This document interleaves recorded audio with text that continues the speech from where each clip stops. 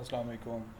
Components react के अंदर जो है वो दो तरह के होते हैं, एक फंक्शनल कंपोनेंट्स और एक क्लास कंपोनेंट्स हैं। पहले रिएक्ट ने क्लास कंपोनेंट्स दिए थे और अब रिएक्ट का ज़्यादा फोकस जो है वो फंक्शनल कंपोनेंट्स के ऊपर है। तो हम दोनों कंपोनेंट्स को देख लेंगे कि फंक्शनल कंपोनेंट्स और रिएक्ट के जो क्लास कंपोनेंट्स हैं उन दोनों के अंदर डिफरेंसेस क्या कहाँ पे हैं। तो एज़ यूजुअल मैंने एक फ़ोल्डर क्रिएट किया हुआ है। अभी मैंने इसके अंदर कोई रिएक्ट की ऐप इंस्टॉल नहीं की है, तो फ्रॉम स्क्रैच हम इसको इंस्टॉल करेंगे। npm init react dash app और कंपोनेंट्स एग्जांपल के नाम से फॉर एग्जांपल हम क्रिएट कर लेते हैं एक ऐप और एंटर प्रेस करेंगे आप, तो ये आपका लोकल फोल्डर जो है वो एक फ़ोल्डर जिसका नाम होगा react dash components, sorry components example के नाम से फ़ोल्डर होगा और उसके अंदर ये इनिशियल सेटअप जो है अपना रिएक्ट का वो हमारा कंप्लीट हो जाएगा। तो कंपोनेंट्स की जब हम डिबेट में बात कर रहे थे तो component essentially is only function. उस फंक्शन का ये एक पैरामीटर है प्रॉप्स, इसको मैं एक्सप्लेन करूँगा अभी थोड़ी देर में कि ये प्रॉप्स क्या चीज़ हैं। और ये फंक्शन हमें एक टैग रिटर्न करके देगा। उस टैग के अंदर जो है वो हम अपनी HTML लिख सकते हैं, उसके अंदर और भी टैग्स आ सकते हैं, लेकिन ये एक्चुअली हमें सिर्फ और सिर्फ एक ही टैग रिटर्न करके देगा। अगर आप क्लास कंपोनेंट की बात करें तो वो हमारी जिस तरह ऑब्जेक्ट ओरिएंटेड प्रोग्रामिंग की कोई क्लास है और उसी तरह की ये भी एक क्लास होती है जो कंपोनेंट क्लास रिएक्ट की है उसको एक्सटेंड कर रही है। तो ये एक रेंडर मेथड रिटर्न करवाएगा, इसके अंदर लाजमी होना चाहिए इस क्लास के अंदर। और ये जो रेंडर मेथड है ये एक्चुअली उसी तरह का मेथड है जिस तरह का ये फंक्शनल कंपोनेंट मेथड है। तो ये मेथड जो है हमारा वो एक टैग हमें जो है वो रिटर्न करके देगा। और यहाँ पे चूँकि फंक्शन है तो हम दिस का कीवर्ड यूज़ नहीं करते हैं, प्रॉप्स डॉट नेम यूज़ करते हैं। यहाँ पे जब हम आएंगे क्लास कंपोनेंट्स के अंदर तो फिर हम वहाँ पे दिस का कीवर्ड जो है वो यूज़ करेंगे। तो प्रॉप्स जो है उसके बारे में भी अभी मैं एक्सप्लेन करूँगा वन बाई वन कि प्रॉप्स क्या होती हैं, स्टेट क्या होती है, प्रॉप और स्टेट में डिफरेंस क्या है, और क्लास कंपोनेंट और फंक्शनल कंपोनेंट्स के अंदर मेन डिफरेंसेस जो हैं वो कहाँ पे आ रहे हैं। तो हमारा ये जो कंपोनेंट वो है सेटअप है रिएक्ट का वो इनिशियलाइजेशन मोड में है और नोड और इसको मॉड्यूल्स का फोल्डर हमारा जो है वो अभी फिल हो रहा है। और ये जब फिल हो जाएगा तो फिर हमारा एक स्टार्टर कोड जो है वो रिएक्ट हमें स्टार्ट प्रोवाइड कर देगा, उससे हम आगे चलेंगे।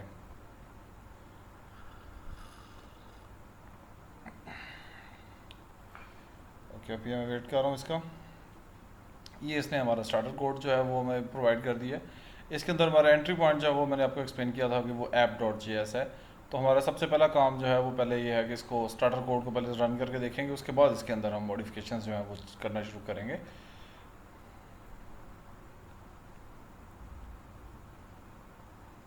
ओके,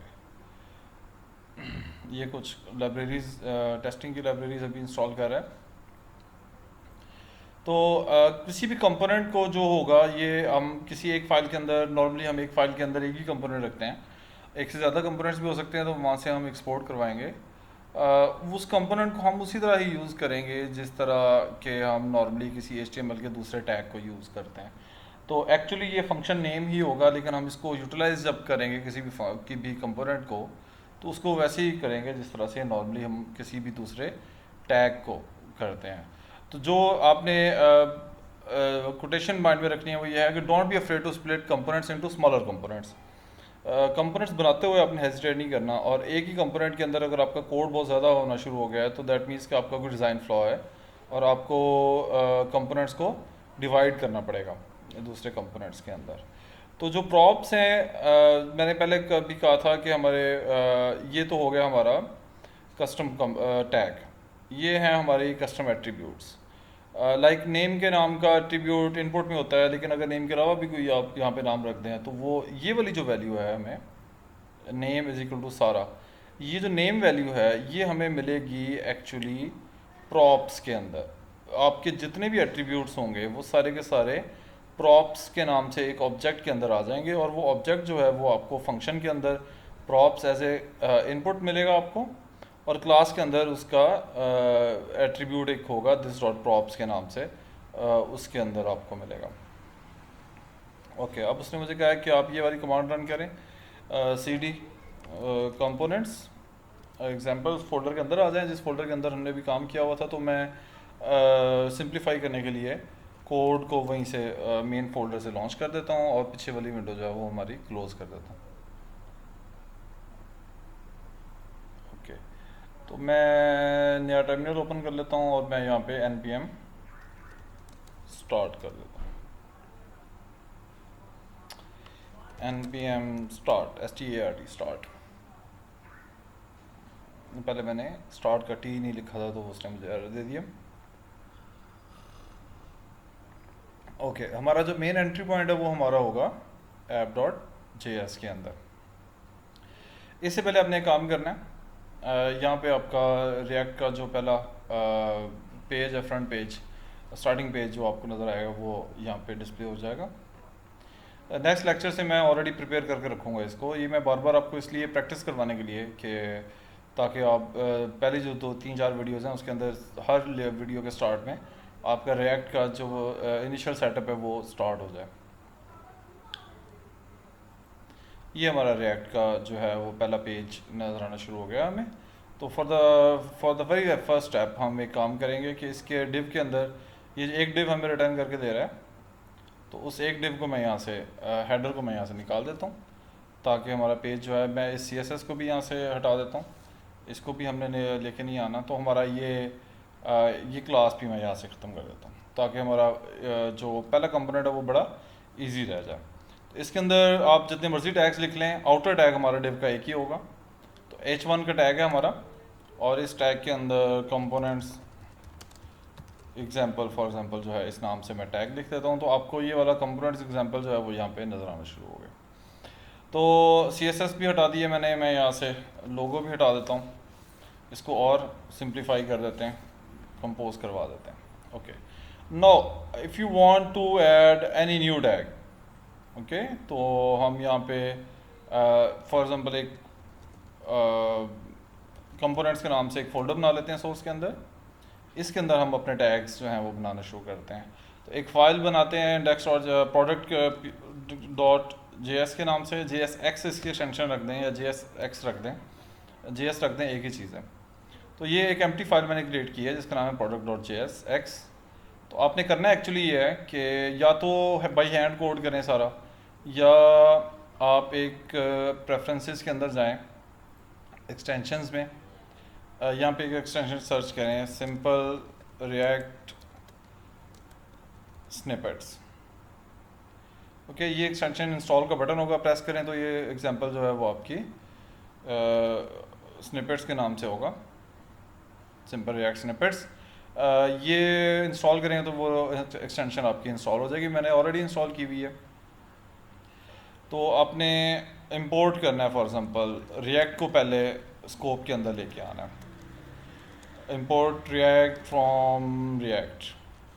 ओके, अगेन मैं बता रहा हूँ आपको कि ये डिफरेंस है। नॉर्मली हम जो नोड के अंदर करते हैं वो करते हैं constant react is equal to sorry constant है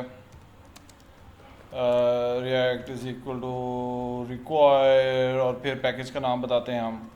लेकिन ये एक्चुअली अब आपने नहीं करना, डोंट डू दिस। ओके, ये काम नहीं करना आपने। ये रिएक्ट के अंदर है और सॉरी नोड के अंदर है। अब हम रिएक्ट के अंदर चूँकि हमारा JSX है तो उसमें हम ES6 है, ये इंपोर्ट करेंगे हम इसको। ओके, अब दो तरह के कंपोनेंट्स हैं। एक क्लास कंपोनेंट्स हैं, एक है स्टेटलेस फंक्शनल कंपोनेंट्स, जिनको हम प्योर फंक्शनल कंपोनेंट्स बोलते हैं। आपने चूँकि सिंपल रिएक्ट स्निपेट्स इंस्टॉल किया हुआ है, SFC लिखेंगे, टैब प्रेस करेंगे तो वो आपको बेसिक स्केलेटन जो है उसका एक वो क्रिएट कर देगा। तो मैंने प्रोडक्ट के नाम से एक, दोनों कर्सर दोनों जगह पे उसने रखे हुए हैं, तो प्रोडक्ट के नाम से एक कर्सर जो है वो मैंने एक कंपोनेंट बना लिया। ये जो कंपोनेंट है प्रोडक्ट का, ये फॉर एग्जांपल एक डिव रिटर्न कर रहा है हमें। ओके, इस डिव के अंदर फॉर एग्जांपल दिस, आप कुछ भी टेक्स्ट लिख दें, this is from product component. Okay, ये हमारा एक बेसिक कंपोनेंट बन गया।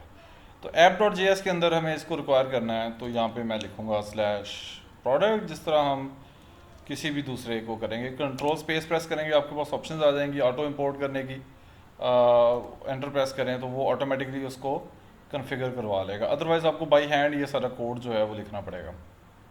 ओके, तो product.jsx को मैं भी सेव करवा देता हूँ, app.js। तो अब आप ये देखेंगे ये जो टेक्स्ट आ रहा है ये आपके एक कस्टम कंपोनेंट के अंदर से आ रहा है जिसका नाम है प्रोडक्ट, और वो एक डिव आपको रिटर्न करवा रहा है। ओके, तो आप एक यूज़ कर सकते हैं कंपोनेंट, इसको 2-3 दफ़ा यूज़ कर लें, जितनी दफ़ा मर्ज़ी उसको यूज़ कर लें उतनी दफ़ा आपके वो कंपोनेंट जो है वो शो होना शुरू हो जाएगा यहाँ पे। ओके, अब द थिंग इज़ कि इफ़ आई वांट, यहाँ पे अगर आपको कोई वेरिएबल्स डिक्लेयर करवाने हैं, फॉर एग्जांपल मैं we are title is equal to my product for example है, ये वेरिएबल है।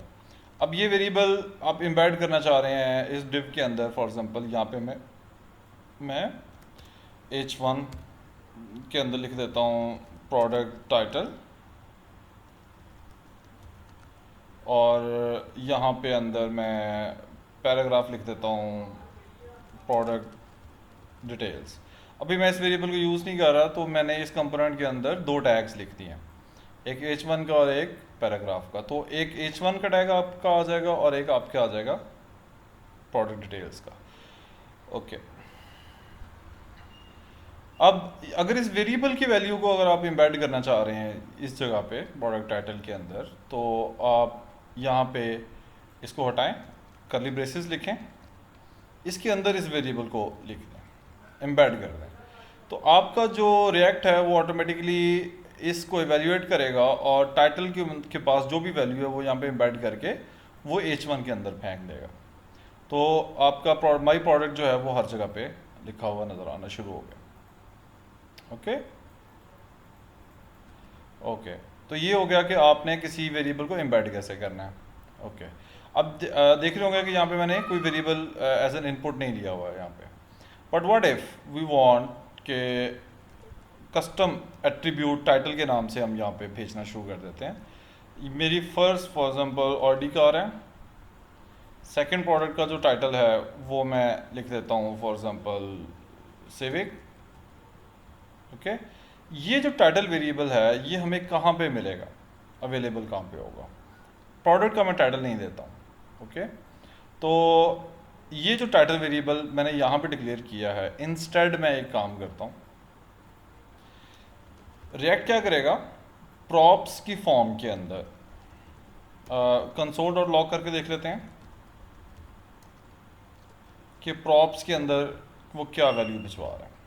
ओके, तो राइट क्लिक करके इंस्पेक्ट करेंगे तो 3 दफ़ा चूंकि ये फंक्शन कॉल हो रहा है तो 3 दफ़ा मेरा कंसोल के ऊपर प्रिंट होके आएगा। ओके गाइस, वो रिएक्ट क्या कर रहा है, वो रिएक्ट हमें एक ऑब्जेक्ट रिटर्न कर रहा है। पहला ऑब्जेक्ट देखते हैं, उसके पास टाइटल है ऑडी, दूसरा ऑब्जेक्ट देखते हैं उसके पास टाइटल है सिविक, और तीसरे को मैं टाइटल की जगह पे फॉर एग्जांपल प्राइस दे देता हूँ, price is equal to 500। Okay, और सिविक की भी प्राइस दे देते हैं हम, price is equal to 600। Okay, तो अब हम देखते हैं कि क्या आ रहा है। पहला टाइटल है, उसके पहले के पास सिर्फ टाइटल आ रहा है, उसको हमने सिर्फ टाइटल पास किया हुआ है, दूसरे को हमने टाइटल प्राइस दोनों चीज़ें पास की हुई हैं, और तीसरे को हमने सिर्फ प्राइस पास की हुई है। ओके, तो अब हम यहाँ पे क्या करते हैं कि टाइटल को के पास प्रॉप्स डॉट टाइटल, प्रॉप्स के पास जो टाइटल की वैल्यू है वो हम टाइटल के पास रखवा देते हैं। यू सी, हमने टाइटल को यहाँ पे एम्बेड किया हुआ, तो हमारा पहला ऑडी आ गया, फिर हमारा सिविक आ गया, और तीसरे का टाइटल चूंकि नहीं आया तो तीसरे को उसने एम्प्टी पास कर दिया वो हमें। ओके, तो तीसरे का भी टाइटल हम दे देते हैं, title is equal to my Suzuki. Okay, तो ये सुजुकी आ गया, Audi Civic Suzuki products dot details, ये डिटेल्स जो हैं ये मैं वैसे ही ऐड कर रहा हूँ हर एक के पास, तो प्रोडक्ट के लिए ये वाली। Okay, now what if we also want to render its price, B bold में लिख लेते हैं हम प्राइस, और प्राइस जो है वो मैं लिख देता हूँ, फॉर एग्जांपल प्राइस है यहाँ पे एम्बेड करवा लेते हैं प्रॉप्स डॉट प्राइस।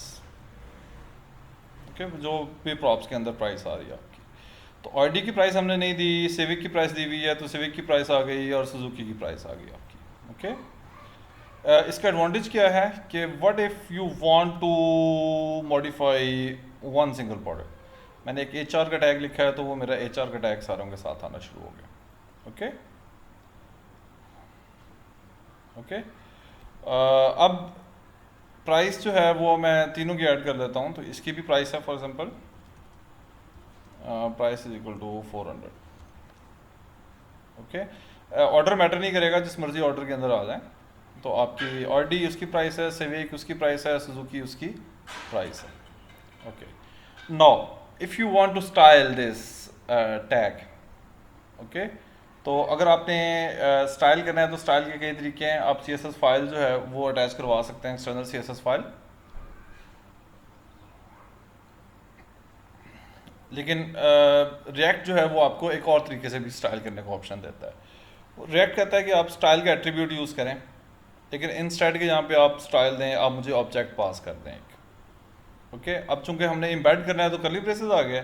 अब हमने एक और कर्ली ब्रेसेस लिखेंगे कि हम इसको एक ऑब्जेक्ट पास कर रहे हैं। बैकग्राउंड कलर, ओके, अब बैकग्राउंड डैश कलर आ रहा है, तो आपने डैश को ख़त्म करके जो अगला वर्ड है उसको अपने कैमल केस में कन्वर्ट करके उसका सी बड़ा कर देना है। तो बैकग्राउंड कलर कोलन, चूंकि ये जेसन का ऑब्जेक्ट है, इसको आप पास कर दें कोई value aqua for example. Okay, check करें कंपोनेंट एग्जांपल जो है उसकी स्टाइल जो है वो हमने पास कर दिया है ये H1 के टैग के अंदर।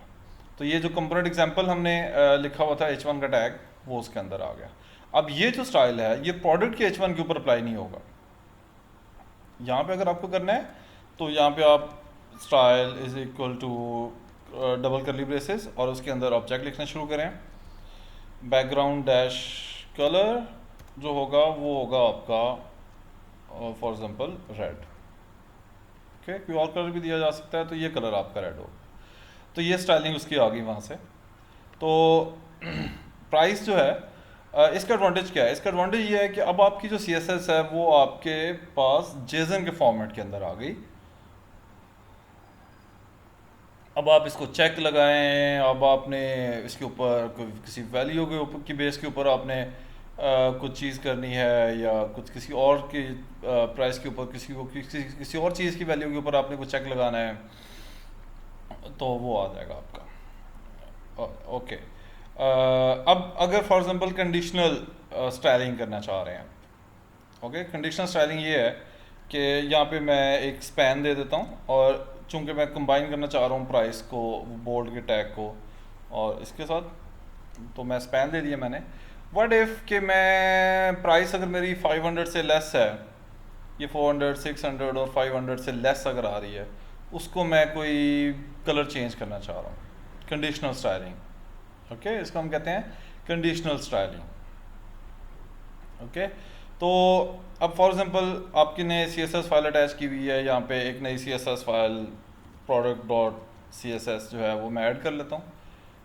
यहाँ पे है ग्रीन, फॉर एग्जांपल एक क्लास ले लेते हैं ग्रीन, और कलर जो है वो उसको हम कर देते हैं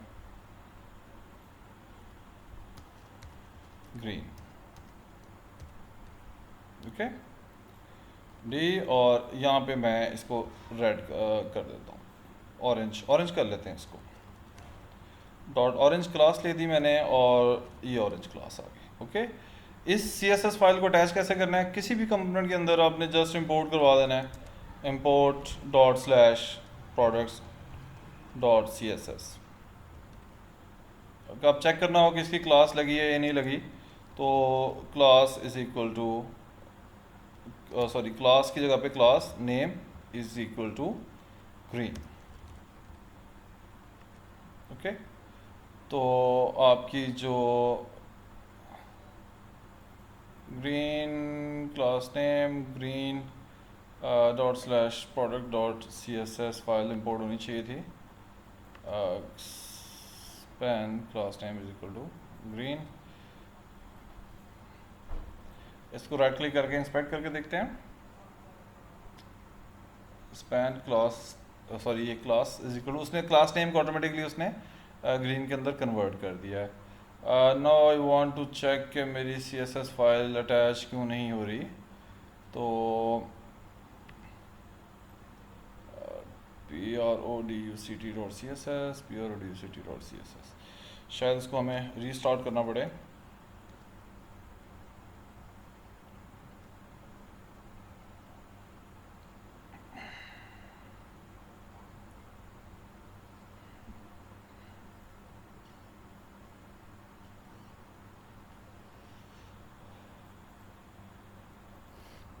ओके फिगर आउट के स्पैन का कलर का एट्रीब्यूट अप्लाई नहीं हो रहा, तो उसका बैकग्राउंड कलर लगा के देख लेते हैं।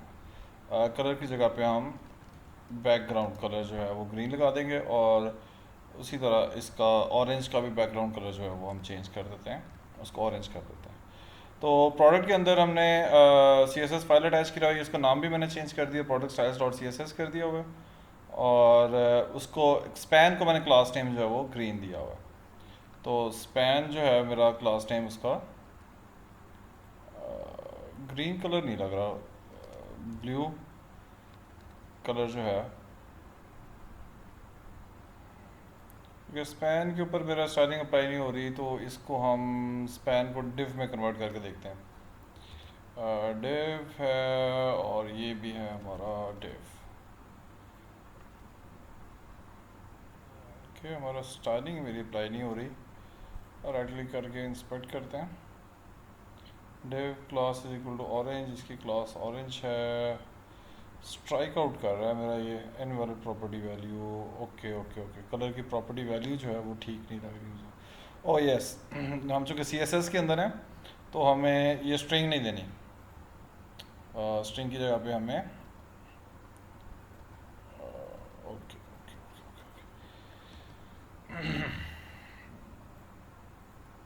कलर वैल्यू ऑरेंज, ऑरेंज ये खत्म कर देंगे। ओके जी ओके। अब मैंने ग्रीन कलर दिया हुआ ग्रीन कलर है, तो उसका बैकग्राउंड कलर हम फॉर एग्जांपल हटा देते हैं। वो मैंने कलर की प्रॉपर्टी को डबल कोट्स में दे रहा था, हालांकि ये सी एस एस है तो वो नहीं आएगा ऐसे। ऑरेंज जो है उसको हम ऑरेंज कर देते हैं, तो ये हमारा स्पैन के ऊपर भी चल जाएगा। बैकग्राउंड कलर्स मैंने हटा दिए, इसको रिफ्रेश करना पड़ेगा क्योंकि स्टाइलिंग को वो हैंडल नहीं करता है। ओके ऑरेंज का बैकग्राउंड कलर की जगह पे हम सिर्फ कलर दे देते हैं। ओके ये ऑरेंज हो गया, और ये ऑरेंज को मैं ग्रीन कर देता हूँ, तो ये मेरा ग्रीन कलर आ गया। Okay now what if I want कि मेरा अगर प्राइस की वैल्यू 500 से नीचे चली जाए तो कलर मेरा प्राइस का ऑरेंज हो जाए, अगर उससे ऊपर चली जाती है तो मेरा कलर उससे ऊपर हो जाएगा। तो क्लास नेम जो है यहाँ पे आप एवेल्यूएट करवा सकते हो। फॉर एग्जांपल क्लास एक वेरिएबल ले लें, variable price class is equal to, अब यहाँ पे आप इफ एल्स लगा के चेक कर लें, या आप शॉर्ट हैंड यूज़ कर लें, props dot price is less than और इक्वल टू 500, क्वेश्चन मार्क लगाएं, कंडीशन के ऊपर क्वेश्चन मार्क लग गया। अगर 500 से नीचे है तो क्लास कर दे ऑरेंज, और अगर ऊपर है तो क्लास को वैल्यू दे दे ग्रीन। ओके तो प्राइस क्लास आ गई, इस प्राइस क्लास को आप यहाँ पे एम्बेड करवा दें, इस तरह से उसकी वैल्यू एम्बेड करवा दें, उसकी वैल्यू चेंज हो जाएगी। नो अगर आपकी प्राइस 500 से ऊपर है तो कलर आपका ग्रीन है, और अगर उससे नीचे आ जाती है तो कलर आपका हो गया उससे नीचे वाला हो गया। ओके 500। व्हाट इफ ये तो हो गया कि आपने कंडीशनल फॉर्मेटिंग करनी है अगर, और कंडीशंस के ऊपर आपने कुछ चेक लगाना है, तो वो कैसे लगेगा। अब ये है कि फॉर एग्जांपल यहाँ पे अब आप एक बटन जो है वो ऐड अप कर लेते हैं। बटन और for example add to cart, add to cart का एक बटन आ गया। अब ये जो बटन है ये है अब इस हर प्राइस जो आपकी कार आ रही है उसका है। ओके, इसका तरीकाकार क्या है कि अब आपने इस ऐड टू कार्ट बटन के ऊपर अगर क्लिक होता है तो उसके लिए के अगेंस्ट आपने उसको कॉल कैसे करना है, उसके अगेंस्ट इवेंट हैंडलर कैसे लिखना है। ओके, फॉर एग्जांपल यहाँ पे अब आप लिखें constant handle add to cart click is equal to arrow function create करें। ओके, और अलर्ट फॉर एग्जांपल यहाँ पे आप लिखते हैं add to cart clicked for plus कर दें यहाँ पे प्रॉप्स से टाइटल ले लें। ओके, ये फंक्शन अब मैं कॉल करना चाह रहा हूँ ऑन दिस बटन। ये बटन अगर मेरा कॉल होता है तो इसको मैं ऑन क्लिक, क्लिक का सी अब कैपिटल में आएगा, इक्वल टू ब्रेसेस के अंदर मैं सिर्फ इस फंक्शन का नाम पास करूँगा यहाँ पे। ओके, यहाँ पे एक्चुअली हमें एक फंक्शन पास करना है जिसको कॉल करेगा ये बटन, इसका क्लिक। ओके, अब हम देखते हैं कि क्या आ रहा है। ऐड टू क्लिक का बटन के ऊपर क्लिक कर रहे हैं तो add to click, add to cart click for Audi, add to cart click for Civic और add to cart click for Suzuki. Okay, तो ये तो हो गया आपका बटन। नो व्हाट इफ कि मैं इस बटन को, ये जो फंक्शन का हैंडलर है इसको पास करना चाह रहा हूँ, यहाँ पे लिखना ही नहीं चाह रहा, मैं इसके पेरेंट के पास कॉल करना चाह रहा हूँ। ओके, अब यहाँ पे प्रॉप्स और टाइटल नहीं आएगा, यहाँ पे आएगा फॉर एग्जांपल टाइटल, इसको मैं पास करूँगा ये कि किसने इसको क्लिक किया हुआ। ओके, तो ये जो फंक्शन है, अब हम यहाँ पे एक कस्टम इवेंट फाइल लिखते हैं on add to cart equal to. Okay, instead के मैं कोई वैल्यू पास करूँ, हम यहाँ पे ऑब्जेक्ट भी पास कर सकते हैं और यहाँ पे फंक्शन भी पास कर सकते हैं। मैं सिर्फ फंक्शन का नाम यहाँ पे एक पास कर देता हूँ इसको। ओके, अब क्या होगा कि यहाँ पे हैंडल ऐड टू कार्ट जो है उसकी जगह पे प्रॉप्स में मेरे पास एक, इसको अगर मैं सेव कर लूँ, handle add to cart is not clicked, इसको मैं यहाँ से ख़त्म करके एक डमी फंक्शन यहाँ पे लिख देता हूँ। ओके, ये एक डमी फंक्शन आ गया, ये फंक्शन कुछ भी नहीं कर रहा अभी। ओके, अब अगर हम इसको राइट क्लिक करके इंस्पेक्ट करें तो देखेंगे कि प्रॉप्स में क्या वैल्यूज़ पास होके आ रही हैं। प्रॉप्स में अब देखें प्राइस आ रहा है और टाइटल आ रहा है। ओके, और अभी app.js के अंदर आए तो ऑन ऐड टू कार्ट एक नया प्रॉप अपने ऐड किया है ऑन ऐड टू कार्ट, लेकिन ये एक फंक्शन है। ओके, ये एक ऑन ऐड टू कार्ट को आप पास क्या कर रहे हो, एक फंक्शन कॉल नहीं कर रहे, उसको हम यहाँ पे पास कर रहे हैं। ये भी यहाँ पे आना चाहिए था on add to cart. Okay, on add to, सिर्फ हमने जो on add to cart add किया है वो ऐड किया हुआ है सिर्फ और सिर्फ तीसरे के साथ। ओके, मैं इसको पहले दोनों के साथ भी कॉल करवा देता हूँ, भिजवा देता हूँ। ओके, ये आ गया। ये ऑन ऐड टू कार्ट देखें तो ये फंक्शन आपका पास होके आ रहा है हर एक प्रॉप्स के साथ। इसका मतलब कि ये जो हमारा प्रोडक्ट का टैग है अब एक कस्टम एट्रीब्यूट इवेंट भी पास कर रहा है। ये इवेंट कब फायर करना है हमने, इट ऑल डिपेंड्स कि हम क्या चाह रहे हैं। मैं चाह रहा हूँ इस बटन के क्लिक के ऊपर फायर हो, उसका ये फंक्शन है जो ये कॉल होगा।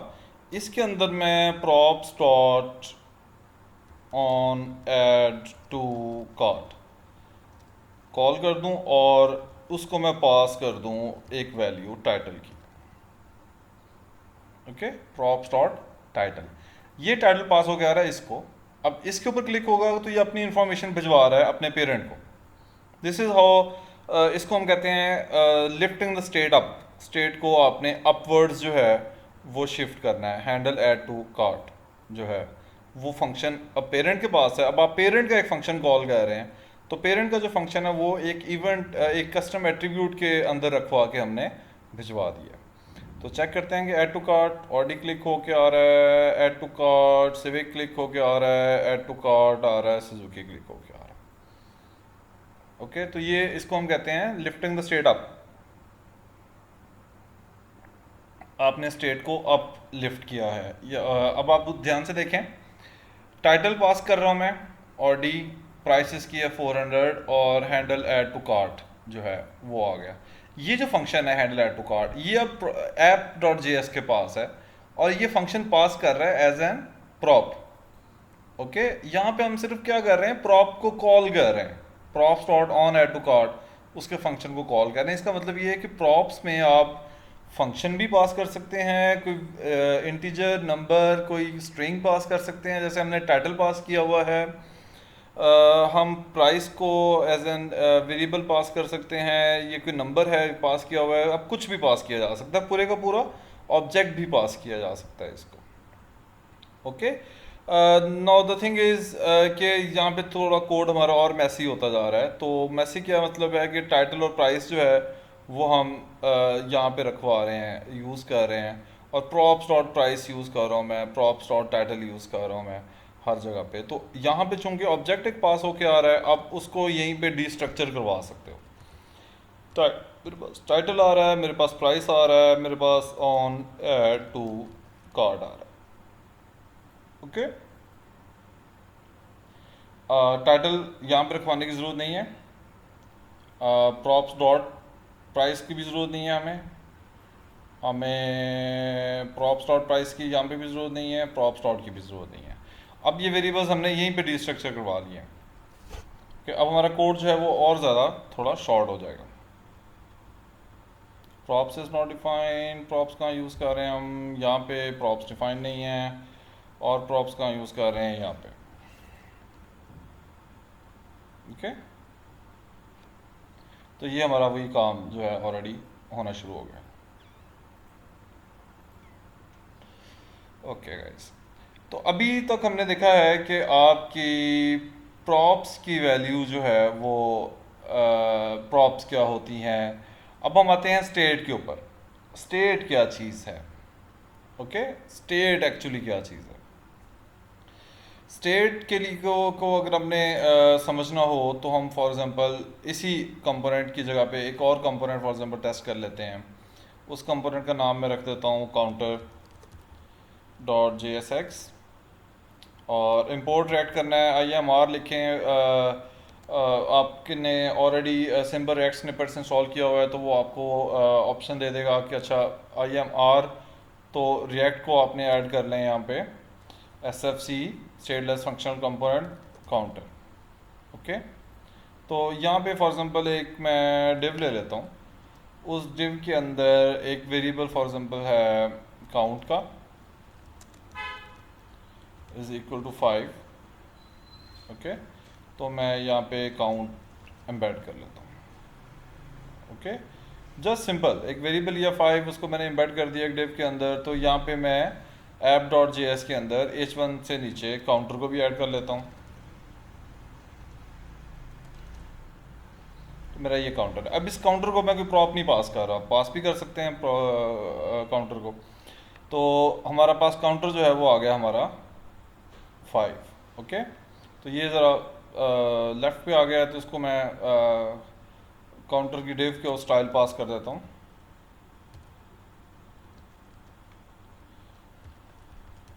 पैडिंग है इसका 2 REM।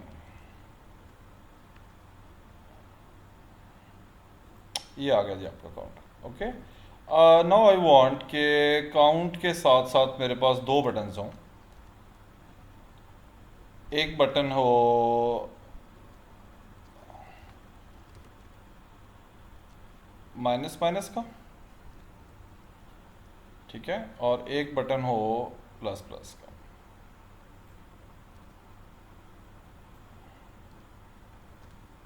क्योंकि अब दो बटन्स मैं ऐड अप करना चाहता हूँ।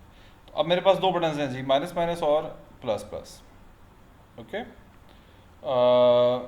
दोनों बटन्स आ गए। अब मैं चाह रहा हूँ कि अगर माइनस माइनस पे क्लिक हो तो 5 की जगह पे 6 हो जाए, प्लस प्लस पे क्लिक हो तो उसकी जो सॉरी माइनस माइनस पे 5 की जगह 4 हो जाए, प्लस प्लस पे ये 5 हो जाए।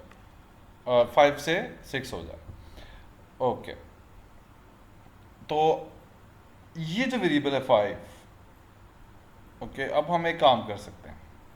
और वो काम क्या है? काम ये है कि हम इस बटन का को लिख लेते हैं हैंडल इंक्रीमेंट,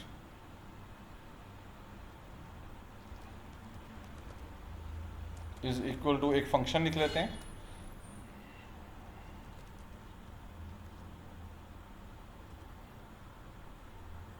और यहाँ पे मैं लिख लेता हूँ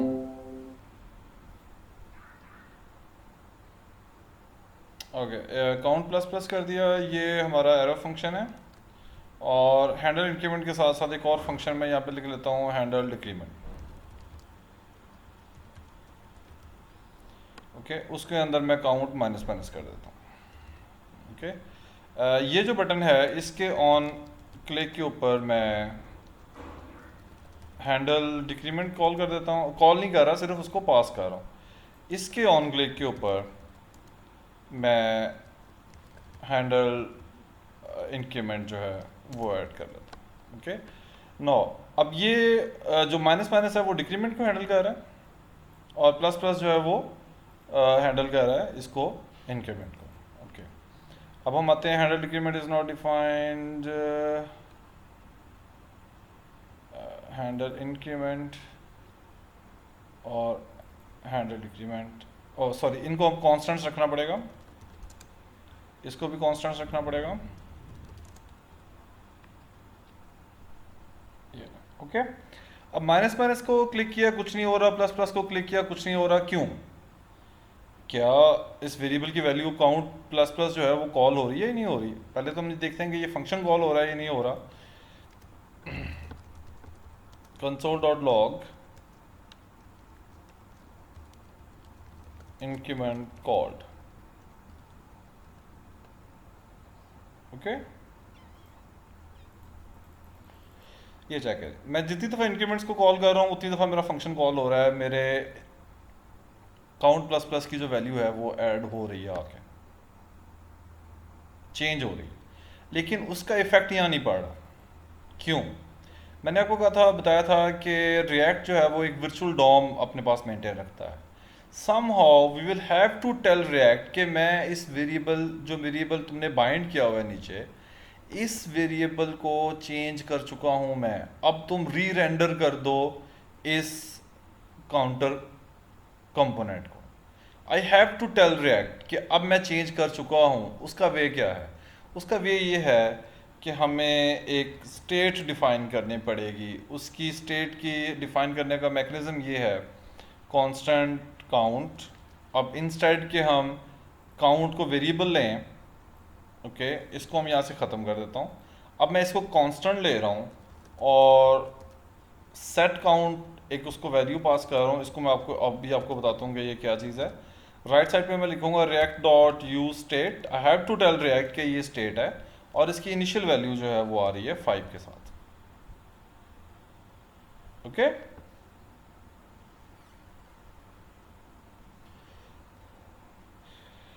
अब इससे होगा क्या? इससे होगा ये कि अब मैं इस काउंट को डायरेक्टली मॉडिफाई कर ही नहीं सकता। ओके, करके देखते हैं कि क्या होगा। इंक्रीमेंट कॉल्ड, लेकिन साथ ही हमारा एरर आ गया। Assignment to constant variable, constant variable को आपने मॉडिफाई कर दिया। ओके, रिएक्ट कहता है कि आप डायरेक्टली काउंट को आप ऐड ही नहीं कर सकते, चेंज नहीं कर सकते। ओके, आप क्या करें, आप मुझे बताएं क्या करना है। सेट काउंट का फंक्शन हमने लिखा हुआ है, आप इस काउंट वेरिएबल की वैल्यू सेट करवाएं और उसको आप प्लस प्लस करा दें। ओके, इसी तरह आप इसी वैल्यू को काउंट माइनस माइनस, सॉरी, इसको पहले माइनस माइनस करके फिर उसकी वैल्यू को एम्बेड रखना पड़ेगा। इसी तरह इसको भी प्लस प्लस करने की बजाय पहले प्लस प्लस करके फिर रखवाना पड़ेगा। ओके, नो, अब मैं रिएक्ट को एक्सप्लिसिटली बता रहा हूँ कि भाई मैं तुम्हारे इस वेरिएबल को अपडेट करने जा रहा हूँ। अब रिएक्ट मॉडिफाई करेगा अपने पास वर्चुअल डॉम में एंड देन चेक करेगा कि उस डॉम के अंदर चेंजेस की वजह से कहाँ कहाँ पे चेंज आ रही है। ओके, तो प्लस प्लस की जगह पे उसने अगेन एरर दिया, assignment to constant variable, sorry constant variable को हम डायरेक्टली इस तरह प्लस प्लस नहीं कर सकते, इसको हम करेंगे +1 काउंट +1 और इसको हम करेंगे काउंट -1। ठीक है, ओके। अब मैं प्लस प्लस कर रहा हूँ तो 10 6 11 हो रहा है, माइनस माइनस कर रहा हूँ तो वो 6 चेंज कर रहा है। ओके, अब इंटरेस्टिंगली इस काउंट वेरिएबल को आप जहाँ पे मर्जी यूटिलाइज करवा दें। फॉर एग्जांपल मैं इसको यहाँ भी रखवा देता हूँ, मैं इसको यहाँ रखवा देता हूँ, मैं इसको यहाँ रखवा देता हूँ, यहाँ से हटा देते हैं। तो अब काउंट मैंने 3 4 जगह पे चेंज किया हुआ है, रखा हुआ है 5 5। अब मैं प्लस प्लस करूँगा तो जिस जिस जगह पे मेरा काउंट वेरिएबल एग्जिस्ट कर रहा है वो मेरी वैल्यू जो है वो अपडेट हो जाएगी डॉम के अंदर, और जो किसी और जगह पे भी अगर एग्जिस्ट कर रहा है तो वो वैल्यू उसको उसको वैल्यू जो है वो पास चेंज हो जाएगी जहाँ पे भी ये वैल्यू जो है वो एग्जिस्ट कर रही है। ओके, नाउ व्हाट इफ कि आई वांट कि ये जो 10 है ये मेरा इस जो मैंने 3 कंपोनेंट्स नीचे रेंडर किए हुए हैं उनके अंदर भी आ जाए। अब ये तो लोकल स्टेट है ना, इसको स्टेट को मॉडिफाई कर रहे हैं हम, काउंटर को स्टेट को मॉडिफाई कर रहे हैं। व्हाट इफ के इस कंपोनेंट को अब हम app.js के अंदर लिखें, काउंट की वैल्यू जो है वो इसके अंदर है, अगर मैं उसकी वैल्यू को इसके अंदर भी लेके आना चाह रहा हूं तो क्या वेज हैं? इसको हम कहेंगे कि लिफ्टिंग द स्टेट अप। मैं स्टेट को अप करना चाह रहा हूं। ओके, उसके लिए फिर हम क्या करेंगे, काउंटर से ये तीनों वैल्यूज उठा लेंगे यहां से। ओके, उन तीनों वैल्यूज को हम app.js के अंदर ले आएंगे।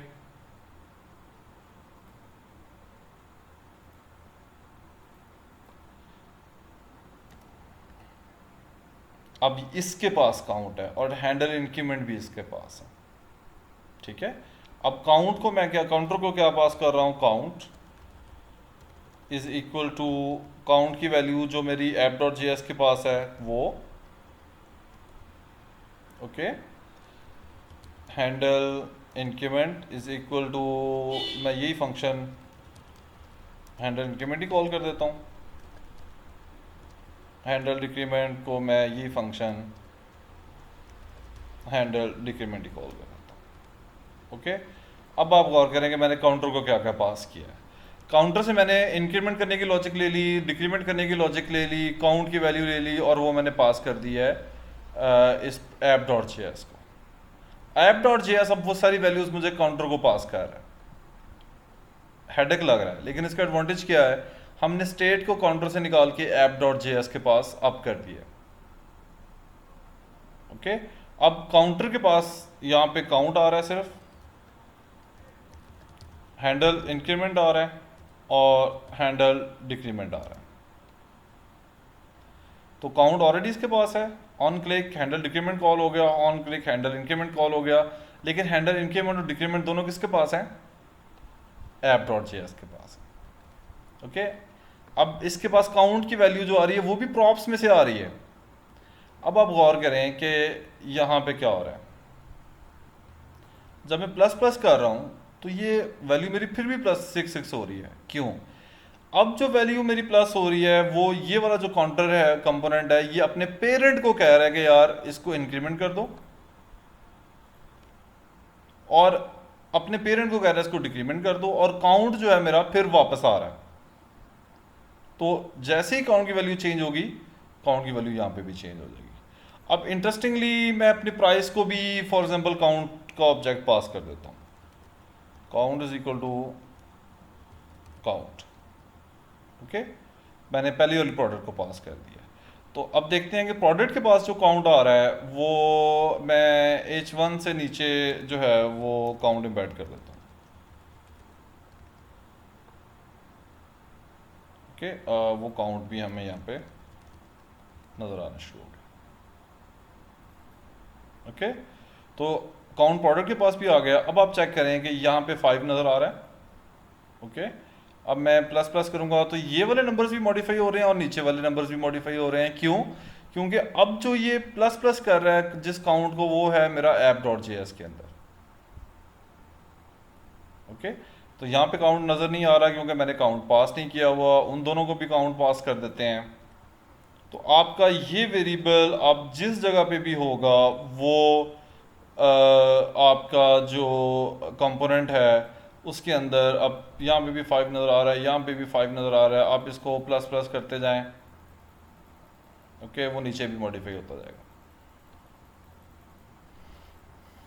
ओके, तो अब आज में हमने थोड़ी रेगरस एग्जांपल्स की हैं स्टेटलेस फंक्शनल कंपोनेंट्स के साथ कि आप किसी भी कंपोनेंट को